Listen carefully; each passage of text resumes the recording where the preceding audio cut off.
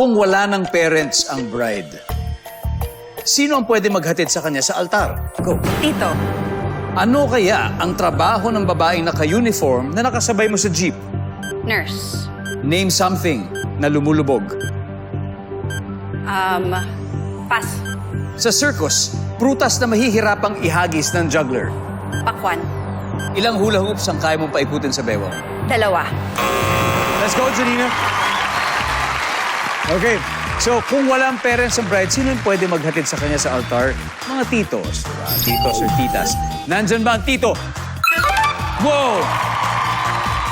Wow! Ano kaya ang trabaho ng babae naka-uniform na nakasabay mo sa jeep? Sabi mo, nurse. Ang sabi ng survey dyan ay... Yep. Name something na lumulubog. Hindi na natin nabalikan. Okay. Sa circus, prutas na mahihirapang ihagis ng juggler, ang sabi mo ay pakwan. Ang sabi ng survey? Oh yeah. Ilang hulog ang kaya mong paikutin bago mahulog? Sabi mo 2. Ang sabi ng survey sa 2 ay... Wow, great. 84 to go, Janina. Balik ka na. 84? 84, yeah. Let's welcome Kaya. back Morgan.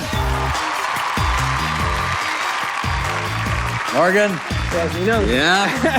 Good news, ang iyong misis ay nakakuha ng 116 points. You need 84 more. Kaya-kaya mo yan, Morgan. At this point, makikita na ng mga viewers ang sagot ni Janina. Yan, give me 25 seconds on the clock, please. Good luck, Morgan. Okay. Kung wala ng parents ang bride, sino ang pwede maghatid sa kanya sa altar? Go. Ninong. Ninang. Ano kaya ang trabaho ng babaeng naka-uniform na nakasabay mo sa jeep? Security guard. Name something na lumulubog. Barko. Sa circus, prutas na mahihirapang ihagis ng juggler. Pakwan. Bukod sa pakwan, Banana. ilang hula hoops ang kaya mong paikutin sa bewang mo?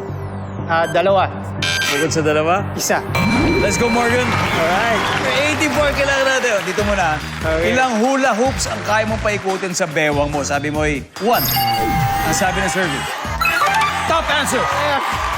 Sa circus, prutas na mahihirapang ihagis ng juggler. Sabi mo ay banana. Ang sabi ng survey. Wala. Top answer ay pakwan. Nakuha ni Janina.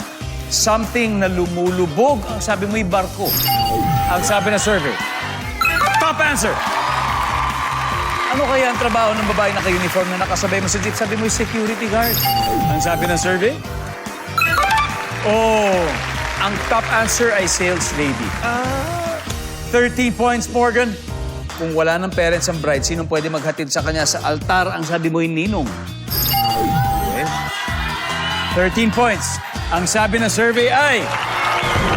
50 points. Let's go.